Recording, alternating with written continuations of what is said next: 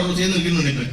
நேற்று மறுபடியும் அதான் திருப்பி கேட்கிறாங்க அந்த நாட்டில் என்ன அப்படின்னா, நாங்கள் திருப்பரங்குன்றத்தில் தீபமேற்ற வேண்டும் என்று சொல்லுகிறோம், சொல்லியதை ஒரு இஸ்லாமியர் விதிக்கவில்லை அப்படின்னு சொல்லுவோம். நான் சொன்னேன், இஸ்லாமியருடைய கேடுகளை இஸ்லாமியர் மட்டுமே வந்து கேட்க வேண்டும் என்று நினைப்பதுதான் மிகப்பெரிய கேடு. இஸ்லாமியர் அல்லாத நான் இஸ்லாமியர் அவரை கேட்பேன்னு சொல்வதுதான் சரியாக முடியும். சித்திகளுடைய குடும்பம் ரொம்ப நல்லவர்கள் அப்படின்னு சொன்னதுக்கான காரணம் என்ன அப்படின்னா, அவங்க அண்ணன் ஊருக்கு வந்திருக்காரு. அவர் காலையில் கிட்ட சொல்றாரு, சரி தொலை நாங்கி விட வேண்டியதானே, பிரச்சனை ஆகாதுல இருக்கிறாரு. அவருக்கு தெரிய மாட்டேங்குது, அவங்க தீ வைக்கிறேங்கிறாங்க, போயிட்டு போதுக்கிறாரு. நான் சொன்னேன், அண்ணன் அது அப்படி இல்லை, அது வைக்கக்கூடாது, அது அளவக்கல் வைக்கிற இடத்துல எப்போ வைக்கிறாங்க. இன்னொன்னு, உலகத்துல கார்த்திகை முந்தாள் முடிஞ்சிச்சு, அடுத்த நாள் கிளம்பி போய் தீ வைன்னு சொன்னா மட்டும் உங்களுடைய ஆகம விதி கேட்டுருமா? ஏன்னா நினைச்சீங்களா எத்தனை பேர் கார்த்திகை தீபமா?